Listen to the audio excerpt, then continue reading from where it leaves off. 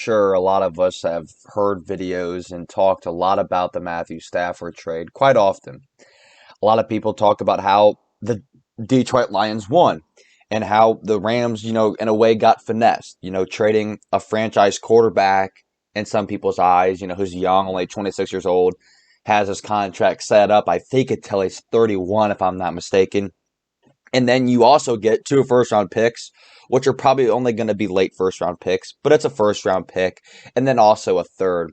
And then on the Rams side, you get a quarterback who's, I think, 32, 33 years old, still really, really, really good, a huge upgrade than Jared Goff. But that's not what I'm talking about today. Is, in my opinion, just to throw it out there, I personally think the Detroit Lions won because I think the Rams are in a situation where they're a piece away, and I don't think the problem was quarterback. I honestly think it was just an offensive super weapon. They don't have that. And their run in 2018, they had Todd Gurley. You could call Robert Woods and Cooper Kupp weapons, but they don't have that super weapon. They don't have that X factor, in my opinion. That's what I think's wrong with the LA Rams because their defense is the best in football statistically.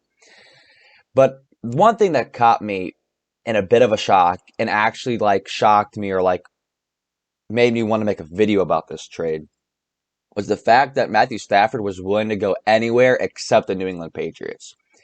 And that's kind of shocking. We talk about how last year there's a lot of trade rumors for a quarterback. This offseason, there's a lot of quarterbacks on the market, and every team everybody throws the Patriots in there for whether it's Deshaun Watson, they throw the Patriots in there. Whether it's for, a Kirk Cousins, whether it was for Jimmy Garoppolo, everyone throws the Patriots in there. Matthew Stafford and the Lions part ways or agree to part ways, and then the Patriots get thrown in there again. And then Matthew Stafford says, anywhere but the Patriots. A lot of people just believe it was a system and it's not the Patriot way. Danny Amendola came out and talked about how Tom Brady is the Patriot way and all of that. But a lot of people don't realize is that Matt Patricia is a staff member on Belichick's team now. So he's on the New England Patriots. And obviously the relationship between Detroit Lions players and Matt Patricia soured very quickly. A lot of players didn't like him. There's a reason why he's fired. And I honestly believe that Matthew Stafford didn't want to go to deal with Matt Patricia. Obviously, Matt Patricia's not an offensive guy, but when there's a cancer in the locker room and it happens to be your head coach, that's a problem. And a lot of players don't really voice that out unless they are a superstar. There are a lot of players that can get frustrated with their situation very quickly or over time, but they really don't showcase that or explain their frustration to the public. Or we've seen guys like Jamal Adams, forced their way out or whatever. We really don't see that from players on a considerably bad team, systemically, right? The Jets have always been a bad team, and Jamal Adams was the bright spot. Now the Detroit Lions have been a bright spot, are a bad team, and Matthew Stafford has been like that spotlight, the old reliable, the only good player on that team, and he hasn't voiced anything on Matt Patricia publicly, so everyone thought that was all good. But in reality, I never liked the Matt Patricia hire, and I was right on that. I'm not right on 100%. No one is on predictions like that or head coaches. I also think their new head coach is the next Freddie Kitchens. If I'm willing to be 100% honest, am I rooting for him? Yeah.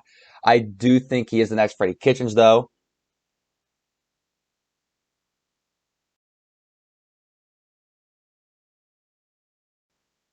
With their new head coach, like I said, I think he's the next Freddie Kitchens, but I hope it doesn't because the Detroit Lions have a bit of a future.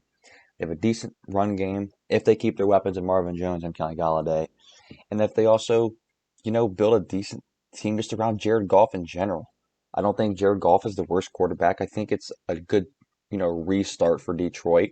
They get a quarterback 7 years younger on a bigger contract with a little bit of upside. So I think it is good. I also think that all LA Rams can learn something for not jumping ship. No first round pick for 7 years, cap troubles, and somehow getting rid of Goff, their top 10 in cap space. So we all learned something in the trade.